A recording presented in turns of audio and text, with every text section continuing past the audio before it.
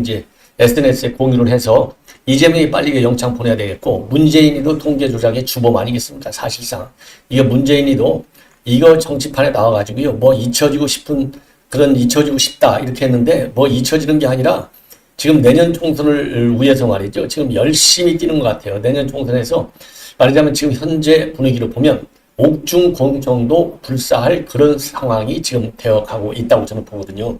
그렇기 때문에 지금 이재명한테 문재인이가 어떻게라도 좀 잘 보여가지고, 예, 과거에는 이재명이를 배척했지만 이제는 잘 보여가지고 친문 인사들이 살아남도록 하려는 이런 공작을 하고 있다고 저는 봅니다.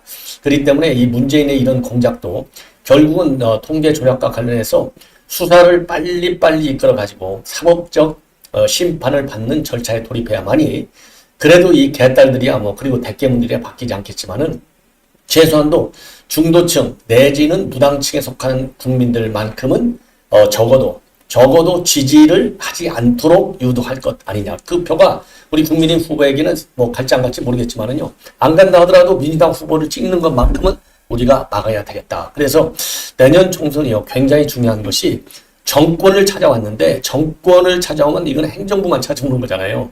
물론 이제 대통령이 행정부의 수반이자 겸 국가 원수니까 국가 전체에 당연히 국정 리더십을 갖고 있지만, 지금 여의도 입법부, 그 다음에 이제 사법부, 이게 만만치 않다. 요거들요, 2022년도 5월 10일 날 출범한 이후에, 이게 오늘 이제 9월 20일이니까요. 1년 한 4개월 동안에 우리가 실감을 하고 해왔잖아요. 이 김명수, 이 좌파, 사법부를 좌파가 장악하고 있고, 그 다음에 여의도 정치는 누가 장악하고 있느냐. 또 민주당 좌파. 아니, 제대로 된 우리 정치학에서 나오는, 그리고 서구 선진민주국가에서 경험했던 이런 진정한 의미의 좌파. 그러면 그 좌파든 우파든 간에 나라만 잘 관리하고, 그리고 우리 국민들이 걱정하지 않고 살 수 있게, 정부를 신뢰할 수 있게만 하면 좌파든 우파든 무슨 문제가 있겠어요. 다 잘 살아보세요 아니겠어요. 그래서 그를 박정희 대통령이 잘 살아보세요 잘 살아보세요 이 새마을 노래에 왜 그렇습니까? 지위 고하를 막론하고 모든 전 세계인의 핵심 목표는 결국 잘 살아보자는 데 있는 거예요. 그런데 잘 살아보자는 길이 이렇게 이제 인정을 받을 수 있는 길이 있고, 아무도 가보지 않은 길, 이게 이제 조국이가 아무도 가보지 않은 길을 가겠다는 거 아니에요. 이 좌파가 이런 길은 우리가 용납할 수 없는 거예요. 소득 주도 성장 정책을 가지고 완전히 우리가 쫄딱 망했잖아요. 왜? 전 세계 어느 나라도 가보지 않은 길을 대한민국의 문재인 좌파만이 이 길을 갔어요. 그러니까 가다 보니까 소득 주도 성장이가 아니 되옵니다. 아니, 매일같이 나왔잖아요. 기사가. 전문가들 의견, 그 다음에 기자들 의견, 이런 것들이. 그랬는데도 이게 안 통해. 결국은 뭘 했어요? 아예 통계를 조작해버렸잖아요. 그래서 오늘 조선일보가 말이죠. 이 황수영, 그 당시, 통계청장 경질의 이 막전막후 스토리를 지금 보도하고 있는데요. 야, 이거 조폭이에요.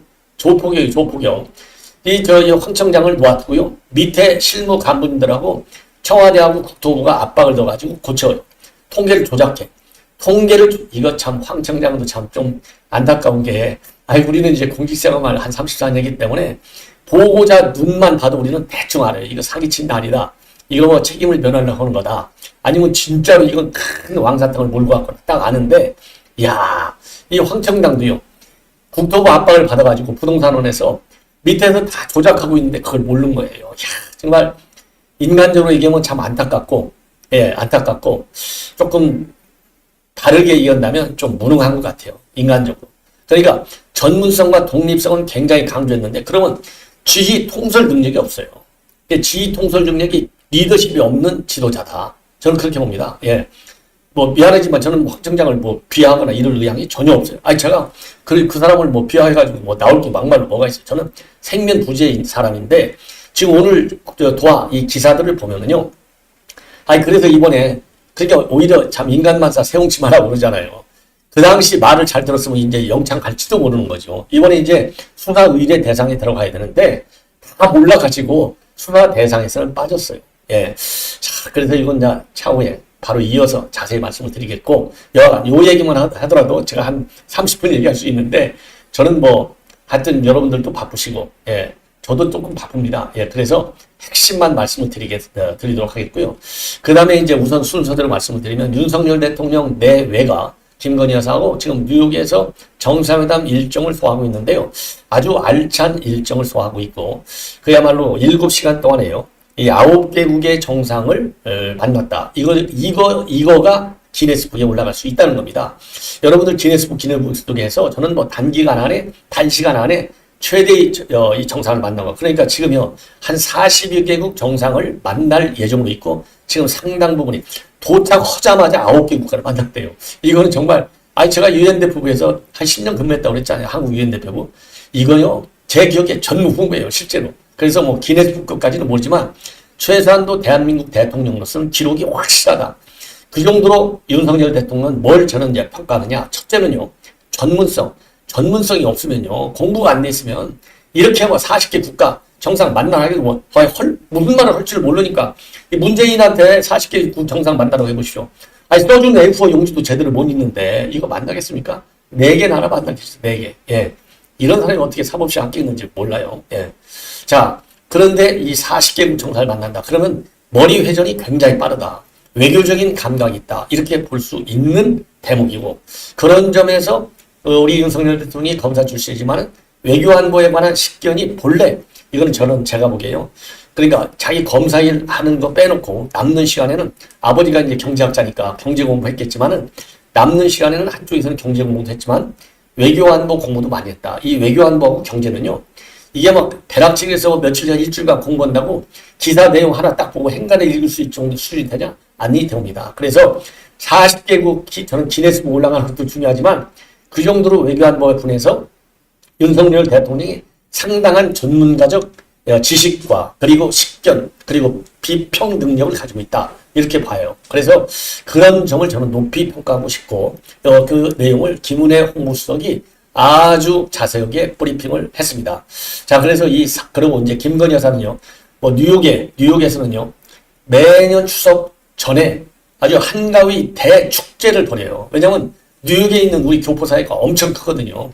그러니까 미국의 교포사회가 서부에는 이제 캘리포니아, 그 다음에 동부, 그러면 뉴욕, 이 일대가 제일 교포사회가 큰데, 물론 머릿수로 따지면 서부가 훨씬 더 크죠. 그런데 이제 좀, 이 정치적인 색깔이 좀 달라요. 서부 쪽은 민주당 쪽이 가깝고, 우리 한국의 민주당. 그리고 동부 쪽은 우리 한국의 보수당, 국민의힘 쪽에 좀 가까워요. 여러 가지 이유가 있겠지만 제가 방송이기 때문에 자제하도록 하고. 자, 그러다 보니까 한가위 축제가 뭐 동부 뉴욕뿐만 아니라 LA도 있어요. 근데 마침 유엔 총회 때니까 한가위 축제에 이 김건희 여사가 참석을 해서 이게 대박을 냈다는 겁니다. 그래서 이 대박은 첫째 이제 부산 엑스포 대박이고, 그 다음에 한국 K컬처 홍보의 굉장히 중요한 모멘텀으로 삼았다. 왜? 제가 보기에요. 대통령 영부인이 한가위 축제에 간 거 제가 별로 기억이 없어요. 예. 그래서 거기서 이 외신 기자들, 또 이 관련 전문가들, 또, 시민단체 인사들을 두루두루 만나고, 엑스포 유치를 위해서, 이 축사할 때 상당 부분 부산을 갖다가 굉장히 지켜세우고, 한국의 어머니다. 그러니까 이제, 김건희 여사가 여성이니까, 제가 보기에요. 이 김건희 여사의 축사 누가 소환을 잡았는지, 아니면 김건희 여사가 거기가 본인 의견으로 감히했는지는 모르겠지만은, 부산이 한국 경제의 어머니다. 제가 처음 들어봐요. 이거 아주 적절한 표현인 것 같습니다. 그만큼 이제 엑스포에, 그리고 이제 키링, 이 시계가 아니고, 이 핸드백, 김건희 여사 핸드백에 이 부산 is ready, 이 키링을 달고 다녔다는 거 아니겠습니까? 이걸 보면, 그리고 떡볶이. 지금 현재 제가 어제 이제 뉴스를 봤더니요. 우리 지금 미국에 있는 이제 한인 2세죠. 한인 2세인지 1.5세인데 제가 보기엔 한 여기서 태어나서 건너간 것 같기도 하고, 그 정체는 제가 보기엔 아주 젊은 엄마예요. 맘인데, 이 젊은 우리 한국계 미국인이죠. 김밥을 만들었는데요. 지금 김밥 주문하면은 11월 달에 먹는데요. 하루에 1000만 개가. 저도 뉴욕에서 오래 살아서 아는데, 김밥 하나로 지금 뉴욕인들을 완전히 딱 잡아버린 거예요. 그 정도로 K컬처와 K푸드 이게 뜨고 있는데, 그 전에까지는 이제 김밥보다는 떡볶이가 끝내줬잖아요. 근데 이제 김건희 여사가 또 떡볶이를 드신 거예요. 그래서 부산 is ready, 기링, 그러니까 정책 홍보, 그 다음에 K푸드, K컬처 이 홍보, 그리고 이제 이 한가위 대축제 페스티벌에 갔다는 점에서 우리 뭐 뉴욕 교포겠죠. 뉴욕 한인회에서 주관하는 거니까 뉴욕 교포들의 이 의상과 이 든든한 이 우리 고국에 대한 그리고 현 정부에 대한 그 고마움. 왜냐면요 동포들은 솔직히 한국 정부가 잘못되면요 창피해서 어디 못 따라다녀요. 아니 우리 한국에서 저기 아버지가 뭐 사고나 치고 해봐요. 그럼 자식들이 밖에 나와서 고개 딱 들고 이 사람이 아버지야 이렇게 얘기할 수 있습니까? 똑같은 거죠. 그래서 이 김건희 여사 이번 뉴욕 일정이 굉장히 좋았고 그 다음에 뉴욕에서 윤석열 대통령의 공식 양자회담 이게 좋은 정도가 아니라 기네스북에 올라갈 정도가 됐고 요 점이 그래서 대박을 터뜨렸다. 이게 저의 결론입니다. 자, 그래서 제가 자료화면을 몇 개 이제 준비했는데요.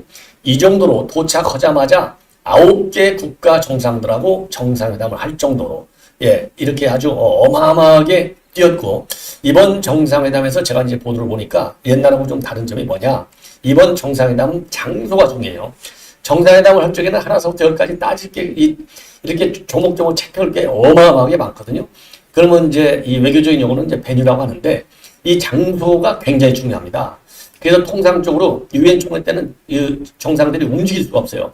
아무리 에스코트를 하더라도 본래 이제 왈도프 아스토리아 호텔 여기에 정상들이 많이 머무는데 그 유엔 총회장하고 뭐 참 하나 막히면 뭐 5분밖에 안 걸려요. 그런데 정상회담 때는 정상이 뭐 수십 명, 100명 가까이 와버리니까 이거 뉴욕 경찰이 해결이 안 돼요. 그리고 백악관 이 경호실이 해결이 안 돼요. 그래서 대개 정상회담을 어디서 하느냐? 유엔 총회장 안에서 합니다. 부스 하나 만들어 놓고. 그런데 이번 특이한 점 중에 하나는 제가 보기에는 뭐 유엔 한국 대표부 공간이에요. 왜냐면 바로 보니까 바로 이제 유엔 대표부가 유엔 바로 코앞에 있거든요. 미국 대표부 바로 맞은편에 있어요. 아주 요지에 있어요. 여기에 유엔 한국 대표부로 오셔 했더니 외국 정상들이 유엔 한국 대표부로 온 거예요. 이거 어마어마한 파격적인 정상회담입니다. 이렇게 해가지고 이 정상회담 41개국을 소화해내는데 뭐 디지털이니 기후변화니 무슨 이 개도국가의 뭐 경찰 훼손이 뭐 이런 통상적인 유엔 어젠다 이런 것도 있지만 중요한 것은 엑스포다 이거죠. 그래서 윤석열 대통령도 엑스포 유치에 대해서 완전히 전력 질주했다. 이러다 보니까 이렇게 지금 조금 전에 자료 화면에서 보실 수 있듯이 기네스북에 올릴 정도의 그런 지금 마라톤 회담을 했다. 우리가 흔히 마라톤 회담 하는데 이게 진짜 마라톤 회담이고 김건희 여사 이 자료 화면 지금 이게 지금 이제 오찬 하는 건데 이제 외신 기자들 또 관련 뉴욕시 관련 관리들 이런 사람들을 이제 하고 식사를 했고요. 여기도 이제 월드 엑스포 2030 부산 코리아 부산 is ready 여기에서 이제 부산이 우리 한국 경제의 어머니다 요렇게까지 또 굉장히 강하게 역설을 했고요. 그리고 이제 요거가 또 김건희 여사가 이제 패션적으로는 뭐 따라올 사람이 없잖아요. 굉장히 꼼꼼하게 그래서 여기 핸드백 있지 않습니까? 핸드백 이 스카프에다가 여기에 키링 부산이스 레디라고 하는 키링을 다루고 있었다고 합니다. 자, 이 정도가 되면 이번에 윤 대통령의 이번 정상회담은 이 유엔 총회 참석과 그리고 이제 양자 정상회담은 뭐 이번이 이제 두 번째지만은 좀 그러니까 이제 경험이 있는 거지만 두 번이 아니라 20번 정도 한 정상보다도 이런 원숙한 정상회담을 엮어낸 것이 아닌가 이런 생각이 들고요. 그리고 이번 다자 유엔 이 총회 참석과 관련해서 특이한 일이 하나 있는데 윤석열 대통령이요. 존 F 케네디 재단이 수여하는 2023년 용기 있는 사람들 상을 받게 됐다고 밝혔습니다. 이 용기 있는 사람들 제목이요. 용기 있는 사람들이에요. Profile in Courage Award라고 돼 있는데 이거 뭐냐? 용기 있는 사람들이라는 얘기는 이 존 F 케네디 대통령이 지은 책자 제목이 용기 있는 사람들이라고 합니다. 그래서 이 용기 있는 사람들 왜 그러면 수상자로 윤 대통령을 하고 기시다 총리 이런 분들이 이번에 이제 됐어요. 올해 수상자가 5명인데 그러니까 총 7명이에요. 왜 받게 됐느냐? 이번 이제 이 캠프 데이비드 타자 회담, 이 3자 회담 이게 굉장히 큰 인상을 주는 것 같아요. 평가를 받는 계기가 됐다. 그래서 더 평화로운 세상을 위해 화해로운 힘겨운 일을 하고 있고 용기가 필요한 시기에 민주주의를 위한 헌신을 보여줬다. 한일 정상회담 할 때 민주당이 얼마나 난리쳤어요. 그래서 이것만 보더라도 민주당이 한일 정상회담을 폄하, 왜곡하고 죽창과 노래를 부른 것이 얼마나 잘못됐고 얼마나 근시안적이고 얼마나 이념적인 이 폐쇄적 외교 행태를 보이고 있는지 바로 이 상 하나가 반증해 주는 것이다. 보통 제가 지금 지금 말씀드린 이런 코멘트는요, 어느 신문에도 나오지 않는데, 요런 점을 제가 보기에는요, 요런 점을 조금 우리 국내 기자들이 철저히 좀 한번 추가적으로 취재해서 보도할 필요가 있지 않나 이렇게 생각이 들어요. 왜냐? 더 평화로운 세상, 그 다음에 이제 힘겨운 일, 그리고 용기, 이게 한일 정상회담 지난 3월 달에 이 돌파구, 브렉스루를 만드는 역할을 윤석열 대통령이 모든 이 관료들, 이 정치권, 언론 이런 데서도 비판하는데도 불구하고 밀어붙였다는 거 아니겠습니까? 그러는 바람에 한일 관계가 한 칼에 문재인이가 얼마나 굴종적으로 일본에 살살 빌었어요. 아니 박지원이 국정원장이라는 타이틀로 보내놨는데 박지원이가 가서 지 정적이 바쁘니까 총리 관저 앞에서 기자들 모아놓고 마이크 잡고 기자들이요, 자 여기로 오십시오. 제가 오늘 총리를 만나서 이 문재인하고 기시다고 정상회담 하는 게 좋겠습니다. 얘기했습니다. 요렇게까지 나라를 망신시켜 놓고 다녔잖아요. 한 치 앞도 한 발자국도 못 나갔잖아요. 요걸 윤석열 대통령이 이런 용기 때문에, 배짱 때문에 이게 열린 것이고, 이게 열리다 보니까 캠프 데이비드 협상까지 갔고, 캠프 데이비드 협상까지 열리다 보니까 이런 존 F 케네디 재단이 수여하는 상까지도 받게 됐다. 그래서 이번에 수상자는 이 기시다 총리하고 윤 대통령, 그리고 이제 5명, 나머지 이제 5명이 받게 됐다고 하고요. 그 바이든 대통령도 이미 작년에 받았다고 합니다. 예. 그래서 존 F 케네디 대통령 이 상을 받은 거 나름대로 상당한 의미가 있고, 그리고 이제 이 김은혜 홍보수석이 발표한 내용을 보면은 뭐 대충 핵심만 말씀드리면, 뉴욕 도착 직후 7시간에 9개 정상을 만나는 초강행군을 했다. 그래서 이번 유엔 순방은 엑스포 총력전이다, 경제 총력전이다. 예, 요런 얘기를 했고요. 대내외 복합 위기 속에서 국민들이 먹고 사는 문제, 예, 그리고 우리 경제의 돌파구를 마련하는데 회담의 주안점을 두고 있고, 윤 대통령의 얘기는 외교가 경제이고 경제가 외교다. 이러한 이 브리핑을 했습니다. 자, 이 정도로 이제 말씀을 드리고요.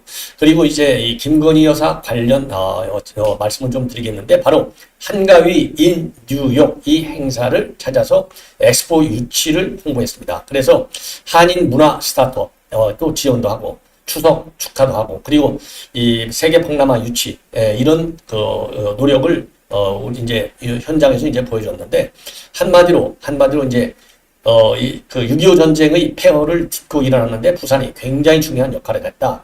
자, 그 부산에서부터 시작이 됐고, 그리고 국민의 자유 수호 의지, 유엔군의 도움으로 모든 것이 파괴된 폐허에서 세계 최고 수준의 자동차 산업, 석유 화학 산업, 조선 산업, 반도체 산업, 2차 전지 산업, 원전 산업, 디지털 산업을 이뤄냈다. 이렇게 강조를 했습니다. 그래서 부산은 우리 경제의 어머니와 같은 도시다. 탯줄 도시다는 것이죠.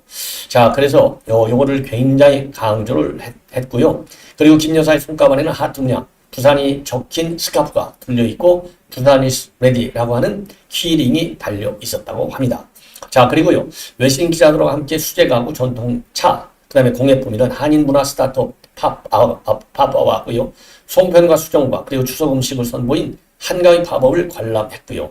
그리고 부산의 음식 문화를 상징적으로 보여주는 부산 포장마차에서 갈비, 해물파전, 떡볶이를 시식하고 한국보다 훨씬 더 맛있네요. 이렇게 이런 매력을 소개를 했다고 합니다.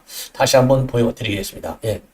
자, 이게요, 이게 어디 뭐 호텔이 아니라 이게 지금 이 식사하는 데가 바로 부산 포장마차라고 합니다. 예, 이름하여 부산 포장마차.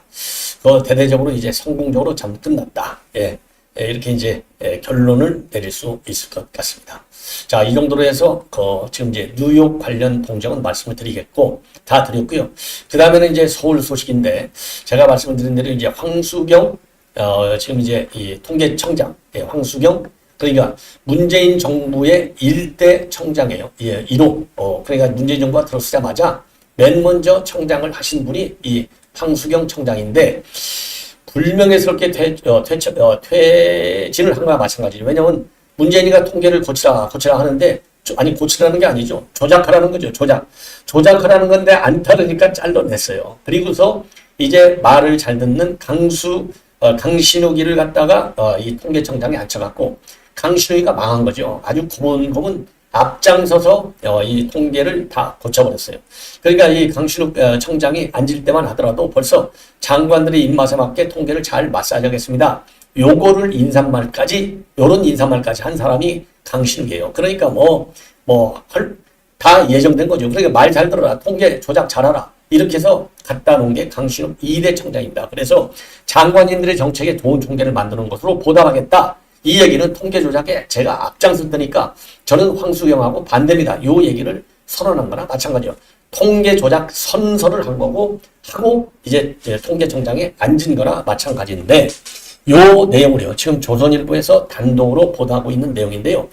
야, 이거 참 통계청 간부들은 싹 다 지금 청와대 지시를 받은 국토부 여기에 압박을 받아갖고 전부 조작을 하고 있는데도 1년 내내 몰랐어요. 참 1년 내내 몰랐어요. 언제 알았느냐? 여러분들 이거 웃으셔야 돼 이럴 때. 언제 알았는지 아십니까? 떠나고 나서도 바로 아는 것도 아니고요. 이번에 감사할 때서 알았대요. 그러니까 좋게 얘기하면 이 황수경 통계청장은 근데 통계학은 이게 문과계통인데 그러고 보니까 문과계통들은 그래도 이과보다는 좀 센스가 있는데 이거에 대해서 옳다 그렇다 얘기하는 건 그건 맞지 않는 것 같고요. 그건 사람마다 다 다른 거니까. 그러나 좋게 얘기하면 오로지 통계만 하니까 조작을 하거나 말거나 관심 없다 이렇게 볼 수도 있어요. 자기 직무에 집중하다 보면. 그래서 전혀 몰랐다. 통계청장 재직 시절에 그러니까 2017년도 7월에 임명이 돼서 2018년도 8월 13개월 만에 경질이 됐는데요. 조작한 사실을 이번에 감사원 감사를 받으면서 알았다. 대단한 겁니다. 이걸 보면 국토부와 청와대가 감쪽같이 통계 조작 공작을 한 것이고 이 공작이 너무 극비리 진행되다 보니까 이 순진한 이 황수경 청장은 전혀 몰랐던 것이고 이렇게 얘기할 수 있겠죠. 그런데 여하간 그 정도로 교묘하게 교활하게 치밀하게 통계 조작이 이루어졌다라고 이제 결론을 낼 수밖에 없어요. 예. 자, 그런데 그럼 왜 이렇게 모르고 됐느냐? 황수경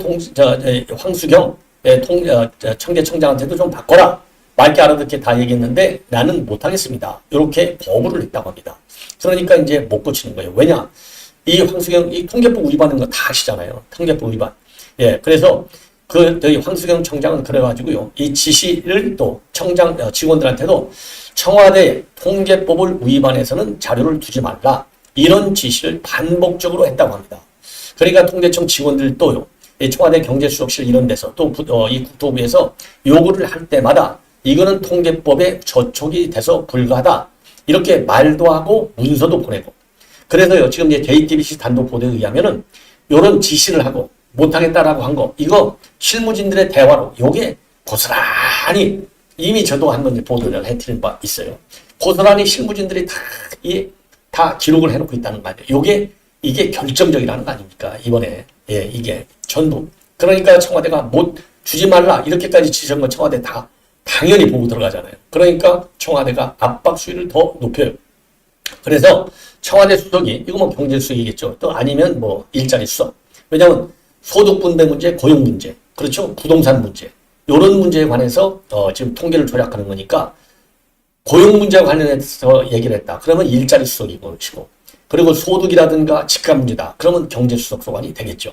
그래서 청와대 수석이 2018년도 4월에, 그러니까 이제 2017년도 7월에 임명이 됐으니까요. 몇 달입니까? 한 9개월쯤 지났을 때네요. 직접 황수경 청장을 만나가지고 다른 기관들은 작성 중인 통계 자료를 사전에 잘도 제공하는데 왜 통계청만 안 하느냐? 이렇게 질책을 했다고 합니다. 그때는 이미 청와대 압박에 의해서 이 부동산원에서는요, 이미 통계를 조작하고 있을 때예요. 그럼에도 불구하고 황수경 청장은 야, 너희들 청와대한테 자료 협조해주지 마. 이렇게 하니까 밑에 실무 간부들은 이런 사람을 통계청장으로 알았을까 싶어요. 통계청장을 무섭게 알았다. 제가 만약에 통계청장이다. 이거 반 죽여버립니다. 예, 보고 안 하면. 그럼 눈 딱 보면 알죠. 이런 인간들을 갖다가 내 부하라고, 간부라고 써먹을 수 있어요. 잘라버리지. 저 같으면 잘라버려요. 법이 허용하는 범위 안에서. 아니면은 인사보직을 바꾸든지. 여러 가지 방법이 있어요. 조지는 방법이. 예. 그럼에도 불구하고 청와대 수석이 가서 통계 너 왜 조작 좀 안 해? 고치라니까. 요렇게 얘기하는데도 조작하고 있다는 것을 모르는 거예요. 황청장이. 그러니까 넉 달 후에 2018년도 8월 달에 확 잘라버리는 거예요. 그러니까 눈물을 흘리면서 이의문식을 하는데 그때 통계청의 독립성, 전문성을 최우선 가치로 삼고 중심을 잡으려고 노력했다. 요렇게 얘기를 하는 겁니다. 자, 그래서 이 통계 조작이 어느 정도나 심각했는지 이제 여러분들께서 충분하게 그리고 이제 통계청 일부 간부는요, 2017년도에 청와대로 불려 가가지고 소득 통계가 좋게 나와야 된다. 이런 또 압박을 받기도 했다고 합니다. 자, 그리고요, 특히 2017년도 2분기에 통계청의 가계소득 동향조사에서 2010년 이후 처음으로 가계소득이 감소한 결과가 나왔다는 거예요. 그러니까 이거를 조작하려니까 숫자를 조작하지 않고요. 통계 방식을 아예 이거 어떤 특정 부분에 가중치를 좀 바꿔가지고 통계를 또 조작하는 통계 방식을 무단으로 바꾸는 불법 행위까지 하는 겁니다. 야, 그러니까 말로 너 조작할래 안 할래 이런 것도 있고 조작해도 잘 안 되니까 아예 통계치를 산출해는 방법이 여러 가지가 있을 거 아니에요. 이 가중치를 바꿔가지고 이제 통계가 잘 나오게 마사지를 또 하는 거예요. 야, 이런데도 불구하고 문재인이가 뭐라고 그랬어요? 문재인이가 제가 있잖아요. 문재인, 예, 야, 통계 조작 이거 최소한도 징역 3년 처벌감이라는 거 아니에요? 문재인이, 예, 문재인이가 그래갖고 자기 때 얼마나 이게 잘한 줄 아냐? 그래서 노동사회연구소의 김유선이가 뭐예요? 문재인 정부의 고용노동정책 아주 성공적으로 잘 됐다. 바로 항의병까지 하는 이 뻔뻔함을 보인 문재인이 야, 이거 빨리 불러다가 조사해야 돼요. 예. 자, 이번에는요, 제가 이게 좀 길어졌는데, 여러분들 뭐 통계 조작 이제는 충분히 아시겠죠? 숫자를 강제적으로 고쳐주고 제대로 의도하는 숫자가 안 나와. 그러니까 아예 통계 방식을 아예 뜯어 고쳐버려. 그리고 또 이 통계청장도 모르게 간부진들을 압박해갖고 고쳐내. 예. 그리고 통계치를 갖다가 주간 단위로 하게 돼 있는데 중간 단위까지 미리 청와대에 보고했고 청와대에서 숫자를 조작하도록 해. 다양한 방식의 조작 수를 썼다. 이게 핵심 결론입니다. 아이고 여왕님 감사합니다. 예. 윤실비아님 옳으신 말씀이에요. 완전 깡패예요. 조폭입니다. 그냥 깡패도 아니고요. 조폭. 예. 조폭도 이런 조폭이 없죠. 이 조폭이 어떻게 청와대 정책실장하고 경제수석하고 김현미 국토부 장관을 하고 이 문재인 정부 때 문재인 정부 때 강요들 불쌍한 것 같아요. 이런 거 보면. 예. 자, 그래서 감사원에서는요, 실무진 대화로까지 전부 입수해서 이제는 이 처벌하는 길만 남았다. 이렇게 이제 말씀을 드릴 수 있고. 자, 이번에는 김만배 얘기를 또 안 할 수가 없네요. 이거 김만배. 이 김만배의 얼굴이야 여러분들 다 아시니까 이거 뭐 별로 반박도 하지 않는데 이 자료를 제외하겠습니다. 김만배 얘기는요. 오늘 아침 얘기는 이건 뭐냐? 이거는요. 지금 이 김만배 얘기는 이 서울신문에서 단독으로 보도하고 있는 내용입니다. 그러니까 2019년도 9월 15일 날 신앙예비를 불러다가 인터뷰를 해가지고 나하고는 대장동하고 아무 관계없어. 요렇게 얘기했잖아요. 대장동하고 나하고 아마 엮일, 왜냐하면 대장동은 윤석열 대통령이 몸통인데 지하고 관계없죠. 요런 쪽으로 인터뷰를 했잖아요. 왜 나하고는 관계없다고 해요. 그래야 나하고 관계있다. 그러면 이재명이도 몸통 될 수 있잖아요. 그러니까 나하고 관계없다. 요거를 강변을 합니다. 그래서 윤 대통령의 몸통들을 엄청 키워가는 거예요. 그런데 이게 9월 15일인데 9월 10일 날 무슨 일이 있었느냐? 나무기 이 자택에서요. 이 대장동 분양업자하고 그다음에 남욱하고 대장동 분양업자 E씨 아시죠? 예, 박영수의 친척.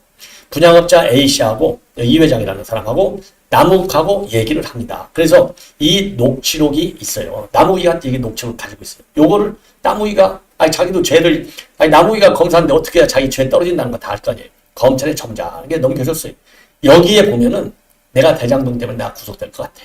요렇게 지들끼리 비밀리에 대화할 때는 다 얘기하는 거예요. 그러니까 내가 구속될 것 같다. 김만배는 법률 전문가인데 라는 얘기는 지가 비리를 저질렀다는 거죠. 누구하고? 이재명이하고 저질렀다. 또 누구하고? 정진상이랑 저질렀다. 이 얘기는 마찬가지가 아니겠습니까? 예. 그래서 대외적으로 여론 조작, 대선 공작할 때는 무관하다. 그리고 내부적으로는 걱정하는. 그리고 지금 그렇게 범죄 수익 은지 이거 뭐 한 4천억 가까이 지금 다 몰수한다는 거 아니겠습니까? 그런데 일부 지금 보도마다 다른데 한 2천억 정도는 지금 몰수 추징이 되어 있다. 이렇게 나와 있잖아요. 그래서 지 자금, 이 범죄 수익을 어떻게 할 것인지. 아이고, 안건희님 정말 고맙습니다. 아이고, 예, 제가 다음에 잘 모시겠습니다. 자, 그래서 지금 이제 이 걱정이 뭐냐. 이 범죄 수익 은닉을 해야 되는데, 요거 자금 관리를 좀 잘해야 되겠다. 요런 얘기까지 남욱이랑한테 얘기했다는 거예요. 왜냐? 남욱도 있고 정영학도 있잖아요. 정영학이 회계사니까 이거 범죄 수익 은닉 선수일 건 아니겠습니까? 자, 이런 걸 보면은 이 김만배는 속으로는 다 떨고 있었어요. 그래서 이 주변에 뭐라고 얘기하고 다니냐. 남 변호사 그 녹취록에 나와 있는 얘기. 이 녹취록도 굉장히 중요한, 그러니까 법적 근거가 되는 겁니다. 만배영을 만났더니 그 주변 정황이 나와 있어요. 이 녹취록 9월 10일 날, 5일 전에. 만배영을 만났는데 영장은 불가피해 보여. 본인도 그걸 알고 있어. 이러면서 세금 관련 문제로 얘기하다가 만배영이 나 구속되고 문제를 해결해달라고 그러는 거야. 예? 그렇게 얘기하더라고. 그러니까 만배영은 지금 이제 돈을 이제 챙겨야 될 거 아니에요. 구속되고 수사받으면 돈 다 뺏기는 거 다 할 거 아니에요. 그러니까 야, 지금 남욱 네가 잘 알아서 좀 정형하나 상의해서 이거 돈 문제 좀 잘 보관 좀 잘해. 이런 얘기를 한 거 마찬가지죠. 그러니까 이 남 변호사가 이 분양업자 이 씨한테 뭐라고 얘기하느냐. 대장동 의혹과 관련해서 만배영은 모른다고 하겠지. 정영학 회계사가 했다고 하겠지. 요렇게 얘기를 하는 거예요. 그러니까 김만배가 지가 죄는 있긴 있는데 이걸 빼져나가려고 정영학한테 핑계댄다. 이런 얘기예요. 그러니까 분양동 대행업자가 뭐라고 하느냐.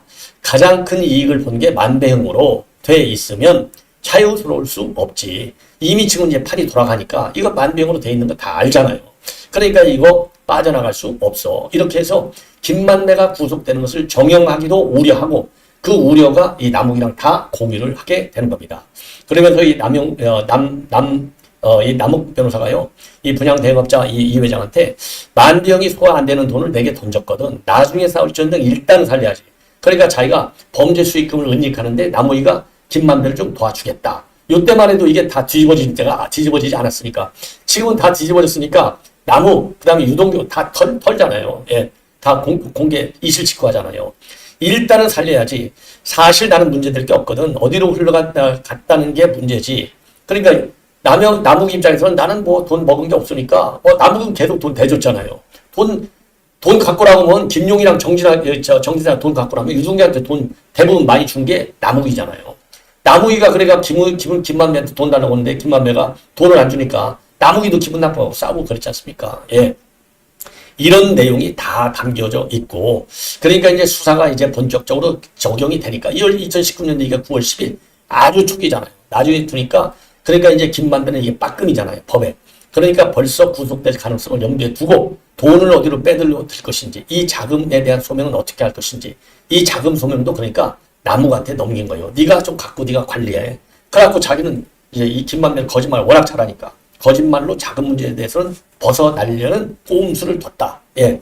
그런데 신앙님의 인터뷰 때는 전부 다 또 허위 인터뷰를 했다. 이렇게 되어 있는 겁니다. 자, 그러면서 또 며칠 뒤에 이 김만배가 이제 5일 뒤죠. 나하고 상관없다. 딱 얘기를 했지 않습니까? 그러면서 이 신앙님한테는 뭐라고 하느냐. 천화동인 사고에서 치료, 대장동 일당들이 어디서 사고를 치든 공무원한테 돈을 주든 나하고 무슨 상관이 있어. 애들이 이재명은 몰라도 성남도시개발공사 직원들은 알 수 있어. 예, 이렇게 얘기를 한 거예요. 예. 이 얘기는 결국 뭡니까? 남 변호사라든가 천화동인 6호 실소유주 조우영 이런 사람들은 성남시하고 인적 네트워크가 이미 형성돼 있으니까 이재명까지는 이런 사람들이 직접 연결은 잘 안 된다 하더라도 저희들이 알아서 잘 할 것이다. 이렇게 얘기하는 거예요. 그러면서 김만배가 뭐라고 하느냐? 이재명은 알 수도 없고 책임도 없어. 그래서 이 얘기는 또 한 번 더 짚는 겁니다. 이재명한테 이름이 나오면 큰일 나. 이런 얘기를 했잖아요. 이재명한테 큰일 나니까 그냥 유동규가 한 걸로 쳐. 유동규의 개인 일탈을 몰아가. 이런 얘기 했잖아요. 요거하고 맞아 떨어지는 그런 녹취록이 나왔다. 요런 데 의미가 있습니다. 자, 이제 마지막으로 이제 한 꼭지만 더 말씀을 드리겠습니다. 제가요, 아침 9시 뉴스는 조금 한 5분에서 10분 정도 더 해서 맥시멈 한 35분, 뭐 더 맥시멈 한 40분 이렇게 해서 제가 정리를 하고 있습니다. 예. 자, 이번에는 이제 누구 얘기를 하느냐? 문재인 얘기를 좀 해야 돼요. 문재인이가 어제 지금 이제 녹색병원을 갔잖아요. 녹색병원에 가서 완전히 아주 망신을 당했어요. 요게 지금 문재인 사진들이잖아요. 문재인 사진. 요 사진이 제일 중요해요. 요 사진이 왜 중요했냐? 이 모습을 보십시오. 뭔가 지금 열불이 나 있잖아요. 감정이 상해 있잖아요. 왜 감정이 상해 있느냐? 개딸들이 어제 녹색병원 앞에서 난리를 쳤다고 합니다. 개딸들이 난리를 쳐가지고 열받아갖고 저 입모양이 저렇게 생긴 거예요. 지금 화가 잔뜩 나가지고.